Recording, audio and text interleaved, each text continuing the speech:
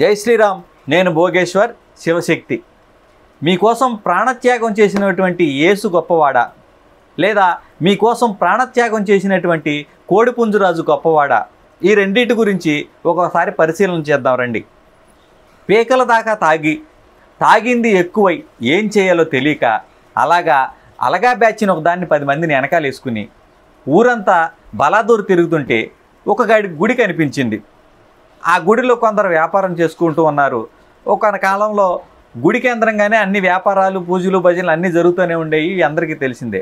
అప్పుడు అటుగా వెళుతున్నటువంటి ఆ తాగుబోతు అక్కడ ఉన్న వాళ్ళని ఏదో రౌడీ మామూలు అడిగాడు. వాళ్ళేమో అవతలకి బెంగేవే అన్నారు.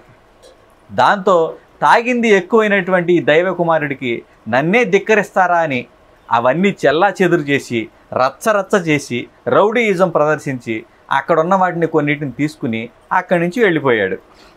తీరా తాగింది దిగిన తరువాత వీడు చేసిన రచ్చంతా రాజుగారికి ఎవరో ఫిర్యాదు చేస్తే ఆ విషయం ఈయనకి తెలిసింది.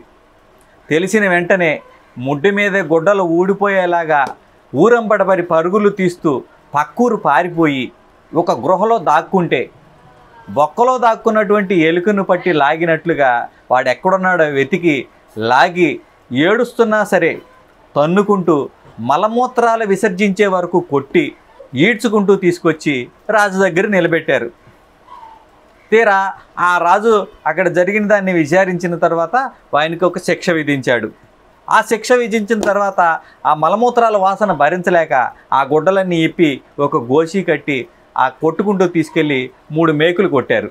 అయితే ఈ చనిపోయినటువంటి వ్యక్తి మా కోసమే చనిపోయాడు, మా పాపాలను క్షమించడానికే చనిపోయాడు, మమ్మల్ని రక్షించడానికే చనిపోయాడు అని చెప్పేసి ఎక్కడ ఖాళీ స్థలం కనపడితే అది ఎవడదన్నా కానీ, గవర్నమెంట్ది కానీ, పర్సనల్ది కానీ, ఏదన్నా కానీ కబ్జా చేసి 4 రేకులేసి లేదా డాబా కట్టి అందులో లబో దిబోమని ప్రార్థనలు చేస్తూ ఉండటం కరెక్ట్ అయితే, మరి ఎక్కడ పుట్టిందో, ఎప్పుడు పుట్టిందో, ఏ తల్లు గడుపున పుట్టిందో, ఏ రైతు అల్లారు ముద్దుగా పెంచుకున్నాడో తెలియదు. కానీ ప్రతి ఆదివారం మీకోసం, మీ పాస్టర్ల కోసం ఎలాంటి లాభాపేక్ష లేకుండా, మీ నుంచి ఏమీ ఆశించకుండా నిస్వార్థంగా తన ప్రాణాన్ని త్యాగం చేసి తన శరీరాన్ని, అంతేకాక తన ఊపిరితిత్తులని, గుండెకాయని, కందనకాయల్ని, ఇంకా ఏవైతే కాయలు ఉన్నాయో ఆ కాయలన్నిటినీ కూడా మీకోసం సమర్పించుకున్నటువంటి కోడిపుంజు రాజుకి మీ క్రైస్తవులంతా ఎంత రుణపడి ఉండాలి? నీకోసం రక్తాన్ని సమర్పించినందుకే యేసయ్యకు మొక్కితే మరి మీకోసం ప్రాణంతో పాటు శరీరం, ఆఖరికి దాని బొచ్చును కూడా త్యాగం చేసినటువంటి కోళ్ళకి ఎన్ని చర్చిలు నిర్మించాలి?